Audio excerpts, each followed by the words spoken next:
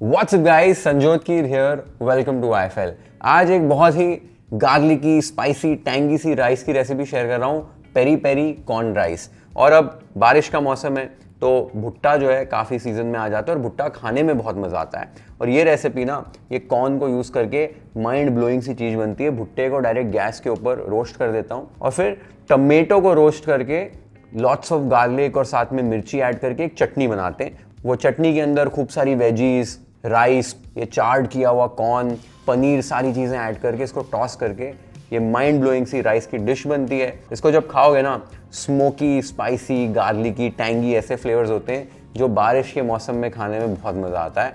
और रेसिपी बनाना घर पे बहुत सिंपल है, आपके साथ शेयर कर रहा हूँ। और अगर आपने अभी तक चैनल को सब्सक्राइब नहीं किया है, वाईफाई को सब्सक्राइब कर दो, so that you can watch more such delicious recipes जो आप अपने घर पे आसानी से बनाकर एंजॉय कर सकते हो। अब ये पेरी पेरी कॉर्न राइस बनते कैसे हैं, चलो देख लेते हैं। तो सबसे पहले एक आपने से मैश ले लेनी है, जो पापड़ की जाली होती है। इसके ऊपर एक आपने भुट्टा ले लेना है, कॉर्न होल ऐसे, और साथ में एक टमाटर। गैस को शुरू कर देना है और भुट्टे को और टमाटर को आपको ऐसे डायरेक्ट फ्लेम के ऊपर रोस्ट करना शुरू करना है, भूनना शुरू करना है। अगर ये जाली नहीं है आपके पास तो भी आप गैस के ऊपर इन्हें भून सकते हो। जाली होने से थोड़ी सी कन्वीनियंस हो जाती है। तो बस रोटेट करते रहिए भुट्टे को और टमाटर को। बेसिकली आप इस राइस में या कोई भी कॉर्न की डिश में कॉर्न को डायरेक्टली भी ऐड कर सकते हैं, लेकिन ये भुनने से ना जो स्मोकी एक फ्लेवर आएगा, जो वो बारिश में हम भुना हुआ भुट्टा खाते हैं वही वाला जो फ्लेवर है, जो डेप्थ है ना, वो ऐड हो जाएगी। और जब राइस में ये कॉर्न के रोस्टेड कर्नल्स आएंगे ना, खाने में बहुत मज़ा आएगा।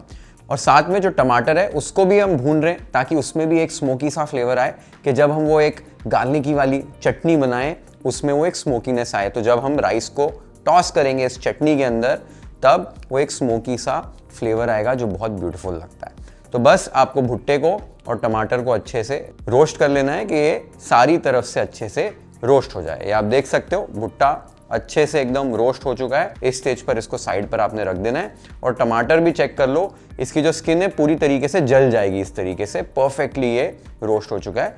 इस स्टेज पर आपको टमाटर को जो एक बोल में ऐड करके ऊपर एक प्लेट रख देनी है। इसको इसकी अपनी स्टीम के अंदर ही हल्का सा और पकने देना है। तो जब तक टमाटर और भुट्टा रेस्ट हो रहे हैं तब तक वेजिटेबल्स की कटिंग कर लेनी है। तो सबसे पहले एक मीडियम साइज का प्याज ले लीजिए, उसको ऐसे बीच में से कट कर लेना है 2 हिस्सों में और फिर इन्हें डाइस करना है। तो ऐसे पहले मोटे मोटे स्लाइसेस और फिर इनको ऐसे डाइस कर लो। डाइस करने के बाद आपको कुछ इस तरीके के डाइसेस मिल जाएंगे, ये देख सकते हो आप। राइस में जब आप खाओगे ना, हल्की सी ये प्याज की बाइट आएगी, बहुत अच्छी लगती है।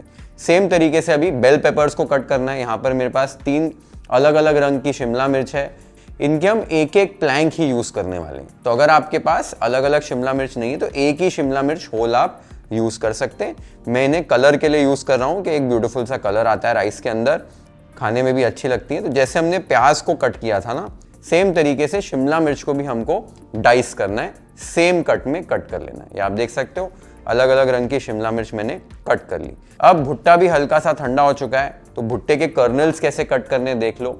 अगर तो आपके पास नाइफ थोड़ी बड़ी वाली है तो बीच में 2 हिस्सों में भुट्टे को काट सकते हो। ये इंपॉर्टेंट नहीं है बट आसानी हो जाती है। मेन ये भुट्टे को ऐसे आपको खड़ा कर देना है। उसके बाद आपने नाइफ लेनी है और नाइफ को इस तरीके से चलाना है कि जो भुट्टे के कर्नल्स हैं वो कॉब से अलग हो जाएं। ये एक छोटी भी नाइफ होगी ना तो उससे भी हो जाता है। जरूरी नहीं है कि आपको एक बड़ी शेफ्स नाइफ चाहिए, बस आपको एकदम कोर के पास से नाइफ चलानी है कि पूरा कर्नल अलग हो जाए। आप देख सकते हो कैसे अलग हो गया। तो सारे कॉर्न के कर्नल्स आपको ऐसे अलग कर देने हैं और आपको ये ब्यूटीफुल भुने हुए कॉर्न के रोस्टेड कर्नल्स मिल जाएंगे। ये देखो क्या अमेजिंग लग रहे हैं, इसका फ्लेवर भी बहुत बढ़िया होता है। एक बार आपने ये तैयारी कर ली वेजीज की, नेक्स्ट टमाटर भी रेस्ट हो चुका है। टमाटर हल्का सा सॉफ्ट हो जाएगा। इस स्टेज पर टमाटर को आपको धो लेना है। धोकर इसकी जो स्किन है वो निकाल लेनी है, अलग कर लेनी है। उसके बाद इसको काट कर जो टमाटर की आँख होती है उसको निकाल कर डिस्कार्ड कर दो। टमाटर को ऐसे आपने क्वार्टर्स में कट कर लेना है। उसके बाद ब्लेंडिंग जार में ये टमाटर ऐड कर दो। साथ में आपको ऐड करना है lots of garlic, handful garlic add करो इसके अंदर। और फिर लगभग 1 to 1.5 tablespoon Kashmiri red chilli powder, इससे वो ब्यूटीफुल सा लाल रंग आएगा। ये सारी चीज़ों को आपको एकदम फाइन पेस्ट में पीस लेना है और एक ये चटनी सी बना लेनी है आपने। ये आप देख सकते हो क्या ब्यूटीफुल टेक्सचर आया है, एकदम स्मूथ। और कलर चेक करो, ब्राइट रेड कलर। और ये जो चटनी है ना, माइंड ब्लोइंग बनती है। इसमें बस सीजनिंग ऐड कर दोगे ना, नमक, काला नमक और थोड़ी सी चीनी, और तीखा खाना पसंद करते हो तो एक हरी मिर्ची ऐड कर दो, ब्लेंड कर लो। एज इज ये चटनी खाने में बहुत मज़ा आएगा। और इसमें जब राइस को टॉस करेंगे, ब्यूटीफुल फ्लेवर्स आते हैं। एंड गाइस, चटनी आपको ब्लेंड करनी एकदम परफेक्ट तरीके से, आपको पता है क्योरा के ब्लेंड लैब में आप आसानी से ब्लेंड कर सकते हो। और अभी लिमिटेड पीरियड ऑफ टाइम के लिए अगर इसे आप QuoraHome.com से ऑर्डर कर रहे हो तो आपको क्योरा का ये chop lab lite, which is an incredible functional chopper, absolutely free मिल जाएगा। क्योरा के ब्लेंड लैब में आपको ये 2 ट्रांसपेरेंट जार्स मिल जाते हैं फॉर वेट ब्लेंडिंग। और ड्राई ग्राइंडिंग के लिए स्पेशली आपको स्पाइसेस ग्राइंड करने हैं, कॉफ़ी ग्राइंड करनी है, उसके साथ आपको ये स्टेनलेस स्टील का जार मिलता है with a dry grinding blade. So it's the perfect combination for great blending, grinding and chopping. नीचे आपको डिस्क्रिप्शन बॉक्स में लिंक मिल जाएगा, आप वहाँ से इसे ऑर्डर कर सकते हैं। एक बार आपकी ये सारी तैयारी हो गई, नेक्स्ट स्टेप ये है कि हमको पनीर को थोड़ा सा ग्रिल करना है और फिर सारी चीज़ों को टॉस करना है। वो प्रोसेस कैसे करते हैं चलो देख लेते हैं। तो नेक्स्ट स्टेप, एक कढ़ाई या फ्राई पैन ले लो, गैस शुरू कर दो और फिर इसमें थोड़ा सा तेल ऐड कर देना है। तेल हल्का सा जब गर्म हो जाए तब आपने पनीर का ऐसे एक स्लैब ले लेना है। यहाँ पर 250 ग्राम्स का पनीर का स्लैब ले लिया है। इसको आपने प्लेस कर देना है कढ़ाई के अंदर और एक तरफ से इसको थोड़ा सा गोल्डन ब्राउन होने तक पका लेना है। मैं इसे पीसेस कट करके नहीं कर रहा हूँ, ये प्रोसेस स्लैब कर रहा हूँ कि आसानी हो जाती है पनीर को पकाने में और ये अच्छा स्ट्रक्चर पकड़ लेता है। तो एक तरफ से मीडियम फ्लेम पर ये गोल्डन ब्राउन हो जाए तब इसको फ्लिप कर दो और दूसरी तरफ से भी सेम तरीके से पका लो। एक बार पनीर दूसरी तरफ से भी पक जाए, इसको आपने निकाल देना है चॉपिंग बोर्ड पे, हल्का सा ठंडा होने देना है और इसको फिर डाइसेस में कट कर लेना है। डाइसेस या क्यूब्स में कट कर सकते हो इसको, या आप देख सकते हो किस तरीके से कट कर रहा हूँ। इसे छोटे छोटे पीसेस में पनीर को कट कर लीजिए। एक बार आपने पनीर को कट कर लिया है, उसके बाद कढ़ाई में जो तेल है उतना ही तेल रहने देंगे और जो हमने चटनी बनाई थी रोस्टेड टमेटो, गार्लिक और कश्मीरी चिलीज की, वो ऐड कर दीजिए। और इस चटनी को आपको भी अच्छे से पकाना है कि इसका जो कच्चापन है वो दूर हो जाए, रॉनेस वाला जो फ्लेवर है, टेस्ट है, वो निकल जाए। तो ये थोड़ी सी गाढ़ी भी हो जाएगी पकाते समय और इसका थोड़ा सा रंग भी चेंज हो जाएगा। ये आप देख सकते हो पकाने के बाद ये कितनी थिक हो गई है पेस्ट। इसी तरीके से इसको पका लेना है।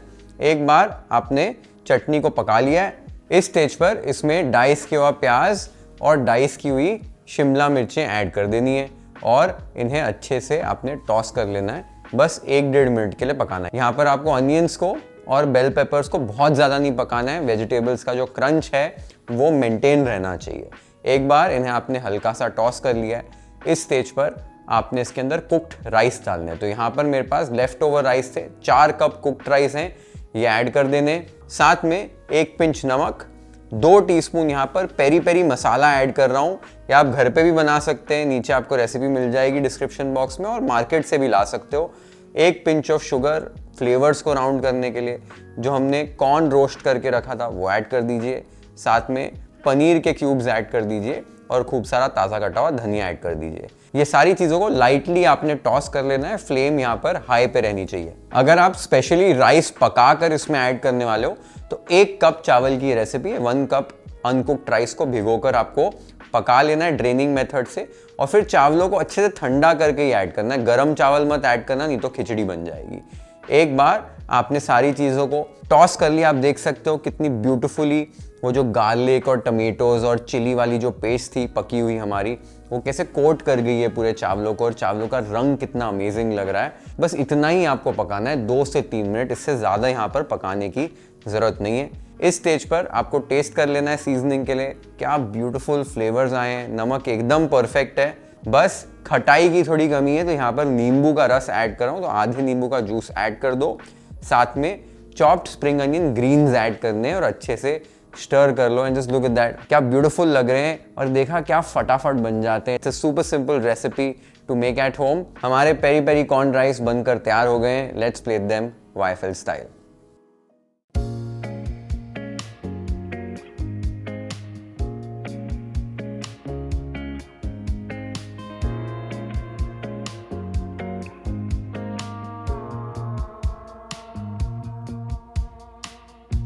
Walking on the edge, got a tear in my heart, but a weight off my chest. Set fire to the red.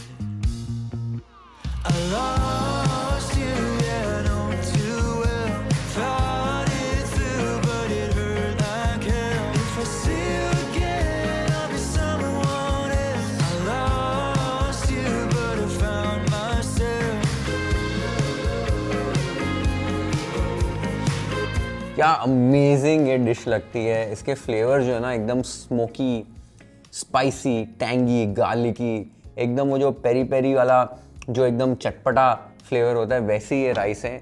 और आप बनाएंगे ना जब घर पे, आपको पता चलेगा कितनी सिंपल ये रेसिपी है बनाना घर पे, और सबको बहुत अच्छी लगने वाली है। So do try this recipe at home. जब भी ट्राई करोगे मुझे कमेंट्स में बताना आपको ये रेसिपी कैसी लगी। Share this video with friends and family, hit the like button if you like this recipe, follow and subscribe to YFL if you haven't yet. Have an amazing time with this beautiful recipe at your home. Cheers, see you in the next one.